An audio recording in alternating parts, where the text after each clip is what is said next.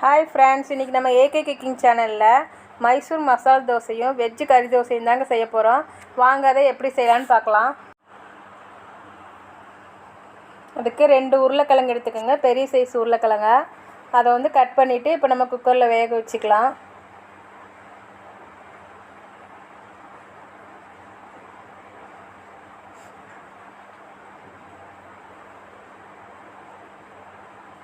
உருளைக்கிழங்கு மூழ்கிற அளவுக்கு கொஞ்சமாக தண்ணி ஊற்றி வேக வச்சுக்கோங்க. 2 விசில் வந்ததே எடுத்துக்கோங்க. நம்ம உருளைக்கிழங்கு கட் பண்ணி தான் சேர்த்திருக்கோம், அதனால் நமக்கு சீக்கிரம் வெந்துடும். நமக்கு 2 விசிலே போதும். நம்ம மசால் தோசை பண்ணுறதுக்கு ஒரு கார சட்னி ரெடி பண்ணுங்க. அதுக்கு வந்து ஒரு மிக்ஸி ஜார் எடுத்துகிட்டு ஒரு 20 பல் பூண்டு சேர்த்துக்கோங்க. பெரிய வெங்காயம் 1 கட் பண்ணி வச்சுருக்கேன், அதையும் சேர்த்துக்கலாம். காஞ்ச மிளகாய் 4 மிளகாய் சேர்த்துக்கலாங்க. தேவையான அளவு உப்பு சேர்த்துக்கோங்க. ஒரு சின்ன கொட்டைப்பாக்கு அளவு புளி சேர்த்துக்கோங்க. அதெல்லாம் க்ளீன் பண்ணிவிட்டு சேர்த்துக்கோங்க, குப்பையெல்லாம் இருந்தால். இப்போ கொஞ்சமாக தண்ணி விட்டு நம்ம அரைச்சி எடுத்துக்கலாம். அரைச்சி எடுத்துருந்தாங்க. நான் கொஞ்சம் கலருக்காக காஷ்மீரி சில்லி பவுடர் சேர்க்குறேன். ஒரு 1/2 ஸ்பூன் மட்டும் சேர்த்துக்கிறேன். இது காரம் வராது, கலர் மட்டும்தான். இப்போ அரைச்சி எடுத்துகிட்டு வந்துட்டோம். அதை வந்து இப்போ ஒரு பவுலுக்கு நான் மாற்றி எடுத்து வச்சுக்கிறேன்.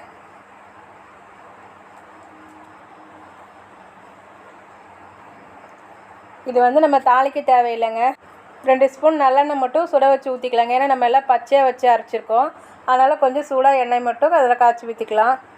இப்போ வந்து தண்ணி கொதிக்க வச்சுருக்கேங்க. அதில் வந்து நம்ம வந்து மில் மேக்கர் சேர்த்திக்கலாம். நான் ஒரு 75 கிராம் அளவு மில் மேக்கர் வச்சுருக்கேங்க. அது வந்து சுடு தண்ணியில் போட்டுடலாம்.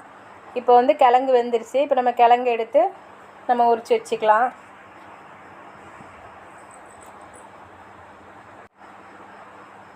நல்லா கட்டி இல்லாமல் நல்லா மசிச்சு எடுத்துக்கோங்க.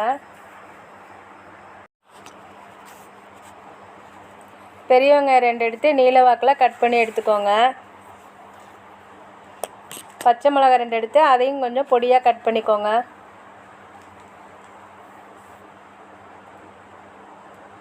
அடுப்பில் ஒரு பேன் வச்சுட்டு எண்ணெய் ஊற்றிட்டு கடுகு 1/2 ஸ்பூன் சேர்த்துக்கிறேன். உளுந்தம்பருப்பு 1/2 ஸ்பூன் சேர்த்திக்கோங்க. கடுகு உளுந்து பொரிஞ்சதையும் வெங்காயம் சேர்த்திக்கோங்க. நறுக்கி வச்ச பச்சை மிளகாய் சேர்த்திட்டு கருவேப்பிலை சேர்த்திட்டு நம்ம நல்லா வதக்கிக்கலாம். என்கிட்ட இஞ்சி இல்லைங்க, இஞ்சி வந்து நீங்கள் கொஞ்சமாக கட் பண்ணி சேர்த்துக்கோங்க. உருளைக்கிழங்க இப்போ நம்ம அதோட சேர்த்திடலாம்.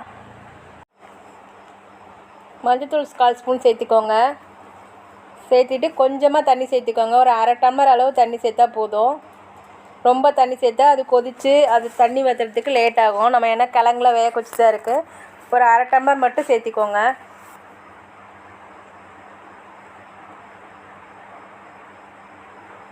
தேவையான அளவு உப்பு சேர்த்திக்கோங்க. இப்போ நம்ம கிழங்கு ரெடி ஆயிடுச்சு. இதை நம்ம எடுத்து வச்சிடலாம். வெஜ்ஜு கறி தோசைக்கு இப்போ மசாலா ரெடி பண்ணிக்கலாம். ஒரு கடாய் அடுப்பில் வச்சுட்டு ஜீரகம் சேர்த்திக்கோங்க. பெரிய வெங்காயம் 1 நீல வாக்கில் கட் பண்ணிவிட்டு சேர்த்திக்கோங்க.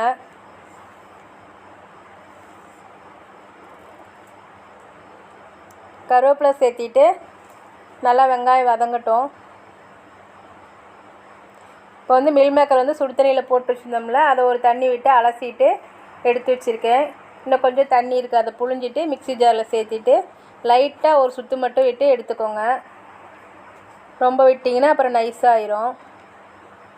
அப்போ தான் நம்ம வந்து அந்த கொத்துக்கறி மாதிரி இருக்கும் பார்க்குறதுக்கு. லைட்டாக மட்டும் விட்டு எடுத்துக்கோங்க. இப்போ இஞ்சி பூண்டு பேஸ்ட் சேர்த்துக்கிறேன். அது சேர்த்து நல்லா பச்சை வாசம் போகிற வரைக்கும் வதக்கிக்கோங்க. தக்காளி ஒரே ஒரு தக்காளி சேர்த்துக்கிறேன். அதை சேர்த்து நம்ம நல்லா வதக்கிட்டு நம்ம அரைச்சி வச்சோம்ல மில் மேக்கரு, அதை வந்து சேர்த்துக்கிறேன். நான் மஞ்சள்தூள் 1/4 ஸ்பூன் சேர்த்திக்கோங்க. மட்டன் மசாலா வந்து நான் 1/4 ஸ்பூன் சேர்த்திக்கிறேன். மிளகாத்தூள் வந்து 1/2 ஸ்பூன் சேர்த்துக்கிறேன். ஜீரக பவுடர் 1/2 ஸ்பூன் சேர்த்திக்கோங்க. பெப்பர் 1/2 ஸ்பூன் சேர்த்துக்கோங்க. தேவையான அளவு உப்பு சேர்த்திட்டு நம்ம நல்லா பச்சை வாசனை போகிற அளவுக்கு நல்லா வதக்கி எடுத்துக்கலாம். இப்போ நம்ம மசாலா ரெடி ஆயிடுச்சு. இப்போ நம்ம வந்து ஒரு பவுலுக்கு மாற்றி எடுத்துக்கிறேன். அவ்வளோதான் ஃப்ரெண்ட்ஸ், நம்ம தோசை ஊற்ற ஆரம்பிச்சிடலாம். ஒரு பவுல் எடுத்துகிட்டு கடலை மாவு வந்து 3 ஸ்பூன் சேர்த்திக்கோங்க. இது எதுக்கு நம்ம கடலை மாவு சேர்த்துறோன்னா, நம்ம வந்து தோசைக்கெலாம் வந்து துவரம்பருப்பு கடலைப்பருப்பு கொஞ்சம் சேர்த்து நம்ம அரைச்சோம்னா நம்ம நல்லா முருகலாக நல்லா கலராக வரும். நம்ம அதெல்லாம் அரைக்கல, இட்லி மாவு தான் இது. அதனால் வந்து நான் கடலை மாவு வந்து கரைச்சி ஊற்றிக்கிறேன். இந்த மாதிரி பண்ணும்போது நல்லா ரோஸ்ட்டாக வரும். நமக்கு நல்லா கலந்து விட்டுக்கோங்க. நான் தோசைக்கல் அடுப்பில் வச்சுருக்கேங்க. தோசைக்கல் காஞ்சிருச்சு. இப்போ நம்ம தோசை ஊற்றிக்கலாம். நல்லா மெலிசாக ஊற்றிக்கோங்க.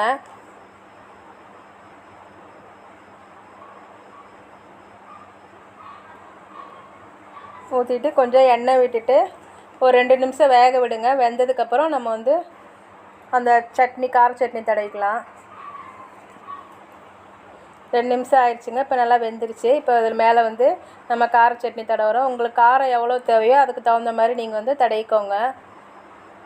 இப்போ நம்ம உருளைக்கிழங்கு மசாலா ரெடி பண்ணி வச்சுருக்கோம்ல, இப்போ நம்ம அதை வச்சுக்கலாம்.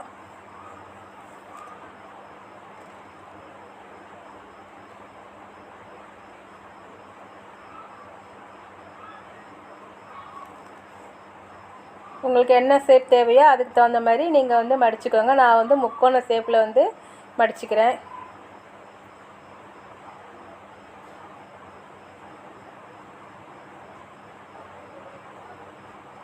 அவ்வளோதான் ஃப்ரெண்ட்ஸ், நம்மளோட உருளைக்கிழங்கு மசாலா தோசை ரெடி ஆயிடுச்சு. இப்போ அடுத்து வந்து வெஜ்ஜு கறி தோசைக்கு நம்ம இப்போ தோசை ஊற்றிக்கிறோம். இப்போ இது வந்து மெலிசாக இல்லாமல் கொஞ்சம் ஊற்றப்பம் மட்டும் ஊற்றிக்கலாங்க. இப்போ வந்து நம்ம ரெடி பண்ணி வச்சுருக்கோம்ல மில் மேக்கர் வச்சு வெஜ்ஜு கறி மசாலா, அதை வந்து நம்ம இதோட சேர்த்திக்கலாம்.